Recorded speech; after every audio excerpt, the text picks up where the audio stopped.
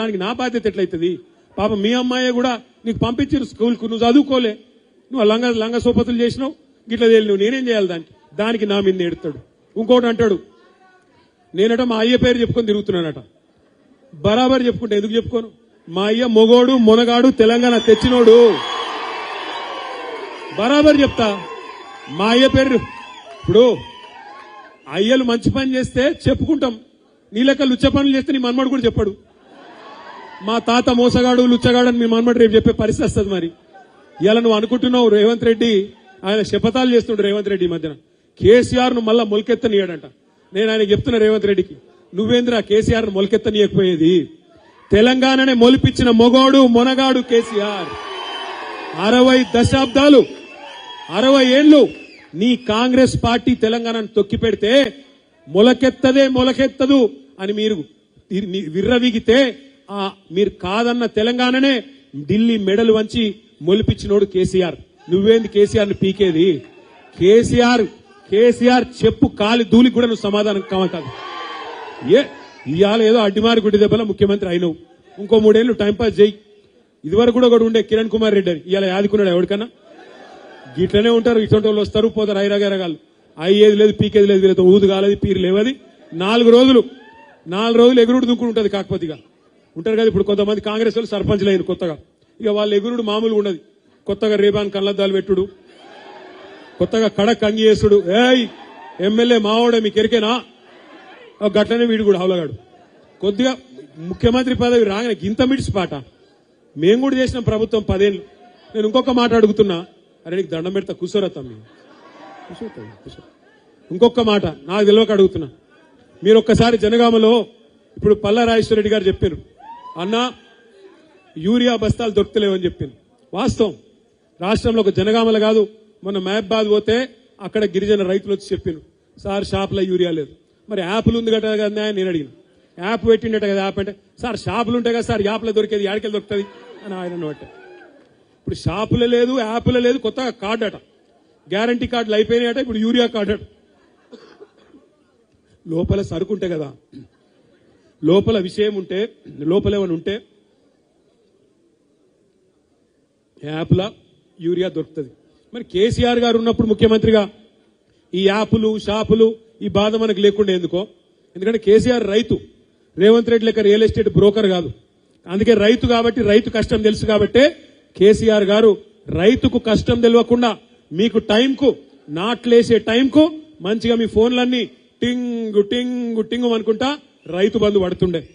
ఇవాళ ఎక్కడ కావాలంటే అప్పుడు టైంకు ఎరువులు, టైంకు విత్తనాలు కేసీఆర్ ఉన్నప్పుడు తిప్పలు లేకుండా ఉండే. 24 గంటల కరెంటు బ్రహ్మాండంగా వస్తుండే. ఏ టైం కావాలంటే ఆ టైంలో మోటార్ నడుపుకునే అవసరం ఉండే. లో వోల్టేజ్ ఎన్నడూ లేదు కేసీఆర్ గారు ఉన్నప్పుడు. బ్రహ్మాండంగా రైతుకు కాలం గడిచింది. కానీ ఇవాళ పరిస్థితి ఏంది, ఎంత దారుణంగా ఉన్నది నాకంటే బాగా మీకే ఎరక. చేనేత కార్మికుల గురించి చెప్పిండు పల్లా రాజేశ్వరరెడ్డి గారు.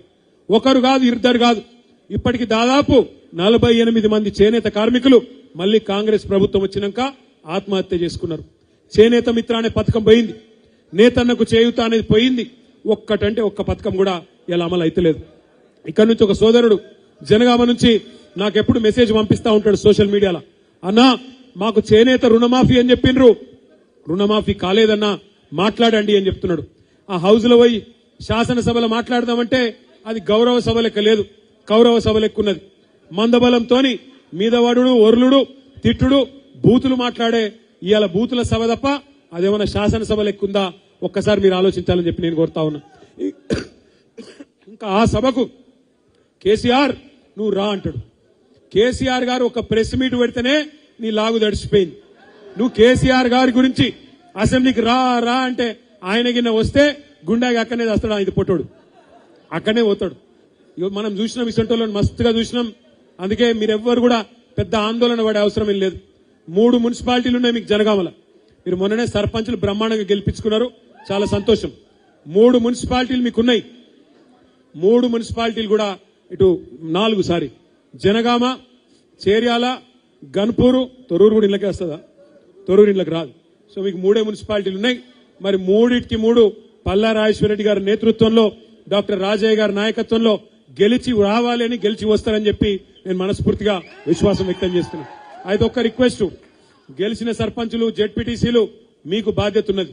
మీ ఎలక్షన్ అయిపోయింది ఇక చాలు నేను ఇంట్లో వంట అంటే నడవది. పార్టీ అన్నప్పుడు మీకు కూడా బాధ్యత పెడతారు. దయచేసి మీరు కూడా రావాలి. మీరు కూడా తలా ఒక వార్డు ఇన్ఛార్జ్ తీసుకోవాలి. తప్పకుండా తిరగాలి. తప్పకుండా మీరు మొన్నటిదాకా మీరు ఎట్లయితే మరి కష్టపడి ఒక్కొక్క ఓటర్ను ప్రసన్నం చేసుకుని గెలిచినరో రేపు మున్సిపాలిటీలో కూడా మీరందరూ కూడా దయచేసి పాత్ర పోషించాలి. తప్పకుండా పార్టీ పని చేయాలని చెప్పి కూడా నేను కోరుతా ఉన్నా. అట్లాగే ఇంకొక మాట కూడా నేను విజ్ఞప్తి చేస్తున్నా. చాలా చోట్ల మీ జనగామ జిల్లా వాళ్ళేమో మీరు బుద్ధిమంతులు. కేసీఆర్ గారు ఎవరికి టికెట్ ఇస్తే వాళ్ళని గెలిపించారు. మీ నాయకులు కూడా బుద్ధిమంతులు. ముత్తిరెడ్డి గారు రాజయ్య గారు కూడా అన్న మీరు తప్పుకోండి మీకు పార్టీ చూసుకుంటుంది భవిష్యత్తులో అంటే తప్పుకున్నారు. కలిసి పనిచేస్తున్నారు. ఇవాళ కూడా ఇప్పటిదాకా స్టేజ్ మీద ఉన్నారు. అధికారంలో ఉన్నా ప్రతిపక్షంలో ఉన్నా క్రమశిక్షణ కలిగిన సైనికుల్లాగా వారిద్దరు ఇక్కడ ఉన్నారు. నేను మిమ్మల్ని కోరుతా ఉన్నా, జనగామలో మీరు గన్పూర్లో జనగామలో పార్టీ ఎవరికి బీఫామ్ ఇస్తే వాళ్ళని మీరు గెలిపించారు. కానీ మొన్న మీరు గెలిచింది సర్పంచ్ ఎన్నికల్లో అది క్వార్టర్ ఫైనల్. రేపు సెమీఫైనల్ రాబోతున్నది జిల్లా పరిషత్ రూపంలో. అటెన్క ఫైనల్ 2028లో ఉంటది. 2028లో ఫైనల్లో లేదా జిల్లా పరిషత్ లో యాది పెట్టుకోండి. కారు గుర్తు మీద ఎవరు వచ్చినా ఆలోచించద్దు.